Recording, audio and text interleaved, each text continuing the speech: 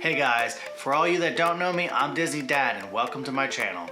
Today in this video I want to talk about 10 interesting Disneyland facts that even the die-hard fans don't know. I cover a lot of Disney content on this channel, so consider subscribing down below if you guys love Disney. The first interesting fact on my list is that Walt Disney himself, the last ride that he worked on was the Pirates of the Caribbean over in Disneyland. It was the last ride that Walt Disney himself participated in designing.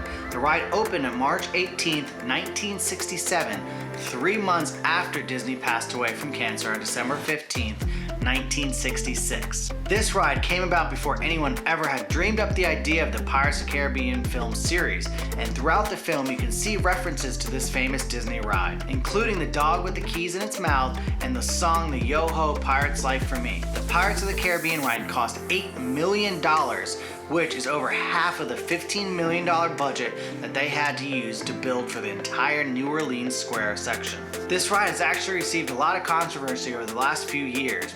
In fact, Disney reimagined a few scenes. Most recently, the past year, the controversial scene was the auction scene that they totally revamped. 2 on the list is the time capsule buried next to the Sleeping Beauty castle.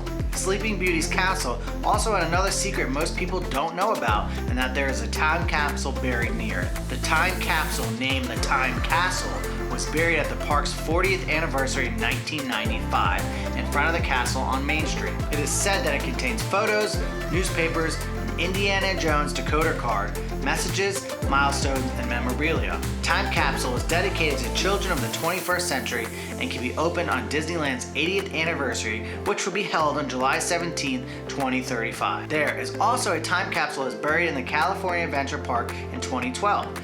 This is scheduled to be open in 2037. Number 3 on the list, and this is quite interesting to me, is that there's actually bullet holes in the Haunted Mansion ride. While there's much speculation around these bullet holes, the legend goes that in 1974, a guest brought a concealed firearm into the park and fired off multiple rounds. There were at least 2 shots fired. The first bullet made its way through the ballroom hall in the Haunted Mansion, and a snowflake on the former ride adventure through inner space.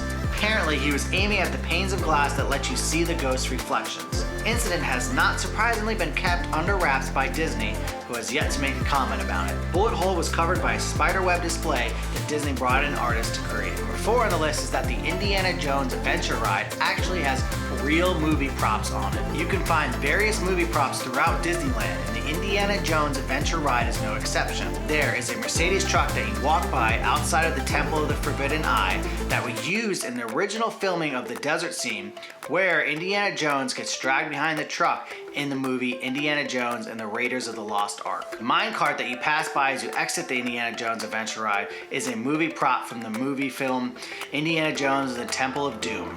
You can also find C-3PO and R2-D2 props used in the original Star Wars trilogy in Tomorrowland and the organ from the Haunted Mansion. Number 5 on the list, and this is quite interesting and a lot of people don't know, is that the park is home to over 200 cats.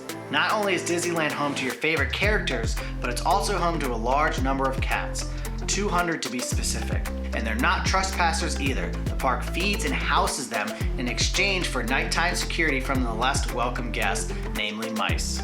Disneyland residents' cats are actually neutered, vaccinated, and tagged by Disney. You can spot them today around the Main Street train station, lounging around, perched cliffside on the Thunder Mountain Trail, or catching a bite of the Whitewater snacks. Disneyland's cat residents weren't public information until 2010, and at first, not everyone received the news welcomely. But since the original outing of the Disneyland's cat cast members, the company has received praise from cat lovers who are excited that their favorite fur buddies get to enjoy Disney just like they do.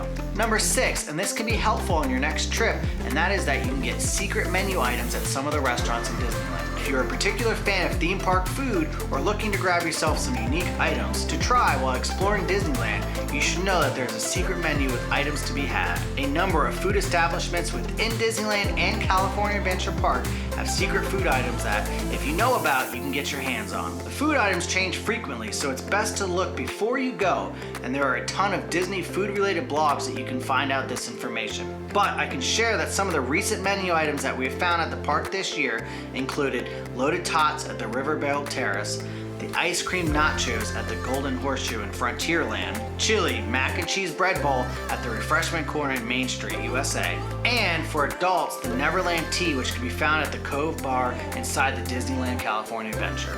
Number 7, and this is really cool to me, is that the telegraph code over at the New Orleans train station is actually Walt Disney's original Disneyland opening speech. If you're standing around the New Orleans Square train station waiting for the next train, you'll likely be hearing tapping and beeping sound coming from inside the telegraph cable office. That sound is Walt Disney's speech from July 17, 1955, the opening day of Disneyland. Technically, it's only a few lines and not exact because it's based off the script of remakes that Walt Disney prepared a few days prior to the park opening. Actually has a few additional words. The message is tapped out in the Continental Code, which is an international Morse code, and was apparently incorrect at one point in time, but was fixed with the help of a visitor who was an amateur ham radio operator. The speech is just over a minute long and says, "To all who come to Disneyland, welcome. Here, age relives fond memories of the past, and here youth may savor the challenge and promise of the future." Number 8, and this is kind of cool to know, Disneyland only took 1 year to build. Disneyland officially opened the doors to its first guests on Sunday, July 17, 1955. The construction of Disneyland had officially begun a year and a day earlier on July 16, 1954. The park cost $17 million to build, which translates closer to about $160 million today with inflation. Disneyland Anaheim's location was not the first choice for Walt Disney, who originally proposed building the park on a 16-acre piece of land across from Disney Studios. However, the town of Burbank rejected his proposal, so he sought out new land. The construction was on a tight schedule overseen by a retired admiral that the crew worked around the clock to make Disney's dream a reality. Number 9, and this is cool to do on your next trip to Disneyland, is to become an honorary citizen. This is not just a button that you can ask for. Instead, it's a button that you have to earn. Head to City Hall and ask a cast member to become an honorary citizen. The cast member will give you a little questionnaire, and if you pass the test, you'll be presented with an Honorary Citizen of Disneyland button. The questionnaire is typically 3 questions long, and best of all, the experience is free. Number 10, and another fun thing to do on your next trip to Disneyland, is to sit in the actual bench that Walt Disney thought up Disneyland itself. Disney Griffin Park bench can be found in the Opera House on the Main Street, USA. This bench is iconic because according to Walt Disney himself, this is where he thought up the idea for the Disney-themed amusement park. He thought of this incredible idea while watching his little girls on a merry-go-round at Griffin Park. This is the exact bench. So guys, I hope some of these facts blew you guys away just like it did me.